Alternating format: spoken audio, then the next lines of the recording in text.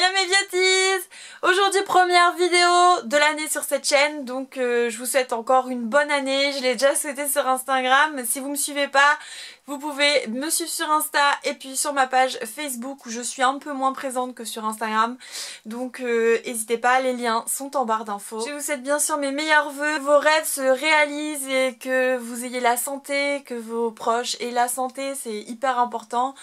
C'est le plus important d'ailleurs et j'espère que 2016 aura été une bonne année pour vous et que 2017 sera encore meilleur. Comment bien commencer l'année sur ma chaîne sans vous faire une petite rétrospective de ce que j'ai aimé en 2016. Vidéo comme vous le voyez dans le titre, c'est le Awards Beauté 2016. On va commencer avec le teint. Alors cette année, niveau fond de teint, j'en ai aimé pas mal. Et détesté pas mal aussi. Je sais pas si vous vous rappelez, j'ai détesté le Born This Way que tout le monde adore. Donc je vous mets la vidéo là sur si vous voulez la voir ou en barre d'infos. Je ne sais pas pourquoi, sur moi ça ne va pas. Je pense que j'ai pas la peau doit oxyder le fond de teint, enfin je dois pas avoir la bonne acidité, bref. Moi cette année j'ai aimé le Double Wear de chez Estée Lauder. Qui se présente comme ça, je vous avais gardé la bouteille. Et c'est un fond de teint qui est absolument génial. Vous pouvez doser la couvrance, donc ça c'est top parce que vous n'êtes pas obligé d'en mettre énormément et vous avez quelque chose de très léger. Et en même temps, si vous voulez vraiment avoir une bonne couvrance, vous pouvez en mettre un peu plus et il est hyper lumineux ce fond de teint. Donc je vous le recommande si vous voulez quelque chose de glowy. Ensuite, deuxième fond de teint, alors là ça fait peut-être bien... ça fait un moment que je l'ai acheté et c'est le Marc Jacob. Donc j'arrête pas de vous en parler, de vous bassiner si vous me suivez sur mes vidéos. Vous avez dû le voir dans beaucoup de tutos. Et voilà, c'est vraiment le chouchou de cette année, c'est la découverte. Voilà, je fais mon teint avec et il est vraiment bien. Par contre, pour celles qui n'aiment pas le fond de teint très couvrant, je vous le conseille pas parce que celui-ci, il est très couvrant. Mais il a un fini un peu poudreux, il est vraiment quand même lumineux et je l'adore. Et moi je l'ai en teinte 26 bisque médium si ça vous intéresse et que vous ayez à peu près la même couleur de peau que moi. Ensuite, il y a quelques temps, il y a même pas longtemps, j'ai fait une petite découverte. Si vous n'avez pas envie de mettre de fond de teint, c'est la bébé crème de chez Herborian. Je suis encore en train de la tester, là je vais l'acheter parce que franchement, je la teste. Je l'adore quoi. Elle a vraiment un fini naturel. Je vous en reparlerai dans de prochaines vidéos. Mais la bébé crème Herborian, si vous n'avez pas envie de mettre de fond de teint, elle est top. Demandez, faites comme moi, à la tester chez Sephora. Ils vous le mettent dans un petit pot et vous pouvez la tester plusieurs jours. Si vous avez encore envie de la tester, vous y retournez, vous en redemandez un petit pot. Et au moins avant d'acheter le produit, vous êtes sûr de vous. Ensuite, niveau anti-cerne, voilà, moi l'anti-cerne c'est vraiment important puisque j'ai pas beaucoup de cernes. Et c'est ce qui me sert comme base lumineuse sous mes yeux, sur le nez, sur le menton. Quand j'ai un petit bouton, je m'en sers, enfin je suis pas quelqu'un qui a beaucoup de boutons donc je vais pas avoir de crème correctrice, voilà, je crois que j'en ai une, mais bref.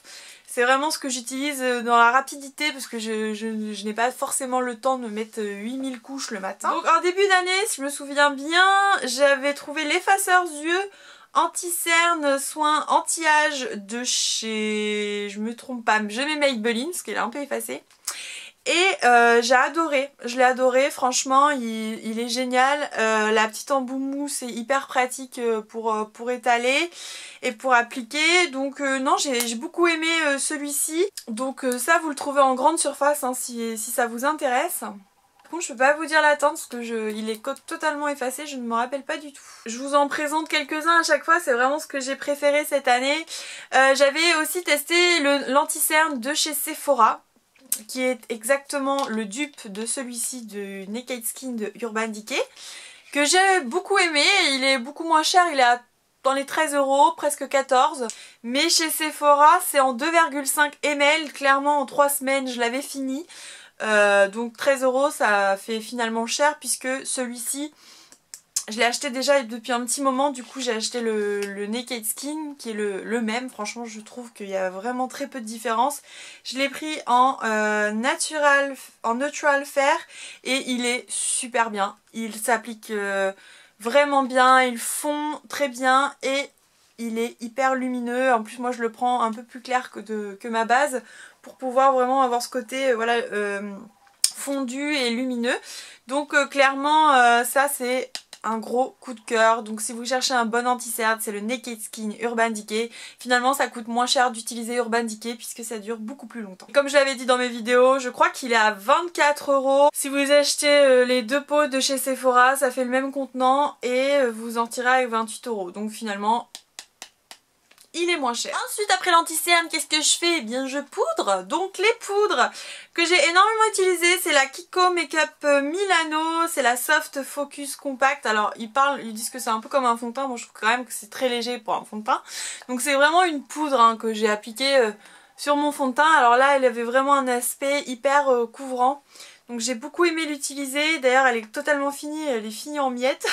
C'est la 04, la couleur, si vous la cherchez chez Kiko. La Beauty Amplifier, c'est la poudre lissante éclat de chez Sephora. Alors voilà, je crois que c'est un dupe aussi d'une autre poudre très claire, ça doit être de chez Make Up Forever. Et elle est géniale, voilà, je la trouve très très bien. Et je m'en sers vraiment pour bien fixer la zone T. Elle fait pas filer le produit, vous voyez, dans les ridules. Elle est vraiment vraiment bien. Elle lisse et elle est éclatante, donc j'ai bien aimé. Et en plus elle est pas très chère. En termes de bronzer, j'ai beaucoup aimé utiliser donc la petite palette Sleek. D'ailleurs, il est fini, ça y est, c'est la fin des pâquerettes. Non, on dit c'est la fin des haricots, je sais. Mais moi c'est la fin des pâquerettes chez moi, c'est comme ça. C'est l'expression made in ma grand-mère. Donc la fin des pâquerettes, c'est ce petit contouring. Donc j'ai adoré utiliser cette palette d'ailleurs. Franchement qu'on se le dise, hein. Pour l'highlighter j'ai utilisé celui-ci le plus cette année, même si j'en ai plein des highlighters.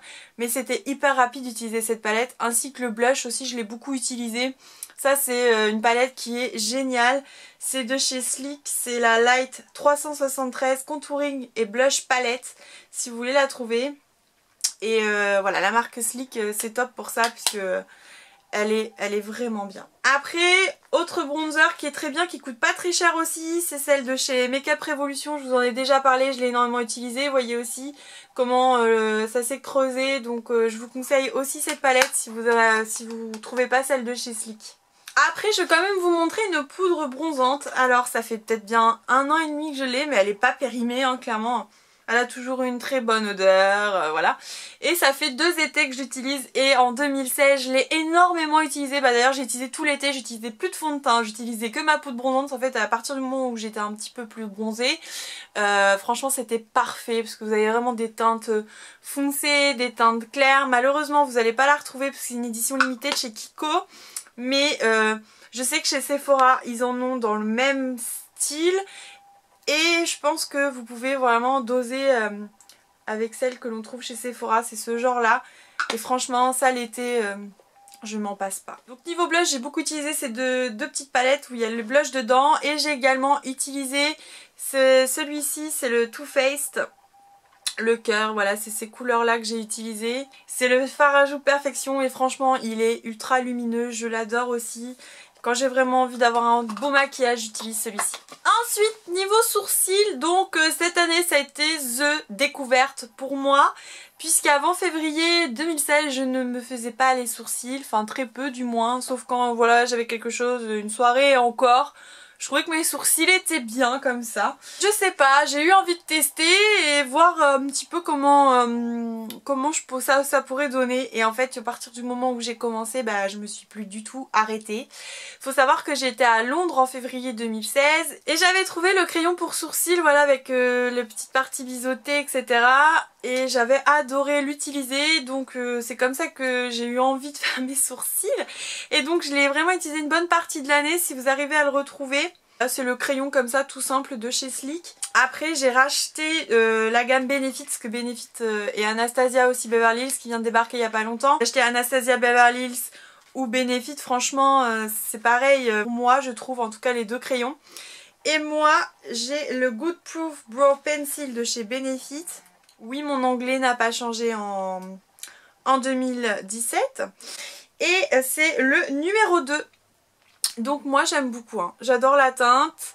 Elle est parfaite pour moi. Et vous avez encore la petite brosse hein, pour travailler le sourcil. Et ça me permet vraiment de remplir s'il y avait des petits trous, faire quelque chose de beaucoup plus lisse. Vous n'avez pas encore testé de maquillage pour vos sourcils? Testez de temps en temps, voilà, même si vous n'avez pas envie d'en mettre tous les jours, eh bien testez, franchement, vous risquez de devenir accro comme moi. Ensuite, niveau crayon noir, alors niveau crayon noir, j'ai pas mal utilisé, bah d'ailleurs il est vraiment tout petit maintenant, le crayon Knoll de chez Lancôme que j'avais eu dans un coffret. Et il est vraiment bien, il est vraiment assez gras pour travailler le contour, il est bien black. Et franchement j'ai rien à redire, il est génial le crayon Kohl de chez Lancôme. Dernièrement j'ai testé la vidéo sur le mascara Marc Jacob. Et cette vidéo elle n'a pas été beaucoup vue je trouve. Je vous la mets en barre d'infos si vous voulez la voir. Mais j'ai testé aussi le petit crayon Knoll qui était dans le coffret avec le mascara Marc Jacob. Et donc c'est un petit crayon comme ça. Donc par contre on le taille pas, hein. Voilà, c'est un embout qui se monte comme ça que vous tournez. Et c'est le crayon gel. Et alors, c'est une bombe. Là, ça fait, depuis que j'ai testé, que j'arrête pas de l'utiliser tous les jours. Il est waterproof et donc il tient super bien. Il est juste un petit peu dur à étaler, je trouve, parce que je trouve juste que le packaging est magnifique, hein. Mais on n'a pas un embout pointu pour bien le mettre, ce qui fait que des fois vous êtes un peu obligé de le retravailler. Et non mais franchement par contre c'est de la bombe. Ensuite niveau eyeliner, pas de grande découverte cette année. J'avais utilisé pas mal le Kiko qui ne ressemble plus à rien, qui était une édition limitée. Moi je trouve que niveau eyeliner ça se vaut. En ce moment j'utilise le Sephora que je trouve très bien, qui est comme ceci. Voilà, il est assez noir, on peut très bien le travailler, que ce soit quelque chose de fin ou quelque chose d'épais. Mais je crois que j'avais quand même fait une grosse découverte cette année, je l'ai pas racheté d'ailleurs, je sais pas pourquoi, j'aime toujours trop tester de trucs donc je ne rachète jamais la même chose. Mais je pense que je le rachèterai, c'est le super liner de chez L'Oréal je crois. Il est vraiment bien, la pointe est encore plus fine, vous pouvez vraiment bien le travailler. Et du coup je l'ai pas avec moi. Mais je pense que je le rachèterai. Ensuite niveau mascara, j'en ai utilisé plein cette année, j'ai fait plein de découvertes, je ne vais pas pouvoir tous vous les montrer puisque c'est un peu le L'Award 2016, logiquement je devrais vous montrer qu'une chose. Cet été j'ai beaucoup utilisé le Beta 26 de chez Too Faced que je trouve génial. Il fait des cils recourbés, bien noirs, ça tient bien. Du coup j'ai déjà testé le rose mais il marque trop de noir en fait quand vous en mettez, il sèche pas vite et du coup c'est hyper embêtant parce qu'après vous en avez sur les paupières. Enfin voilà, je vous conseille pas forcément le rose. Par contre le bleu en version waterproof il a pas du tout cet effet là. Par contre clairement j'ai été dans l'eau avec, il coule. Hein. Je ne vois pas le côté waterproof dans l'eau. Mais quand même c'est un très bon mascara. Et je pense même que je le rachèterai pour l'été prochain. Ensuite, niveau mascara, si vous voulez trouver un mascara pas très cher et qui a un effet très naturel, je trouve, mais quand même qui recourbe assez bien, c'est le Volume Eyes Active Mascara de chez Kiko. Je trouve la brosse très bien. Et voilà, il est correct comme mascara.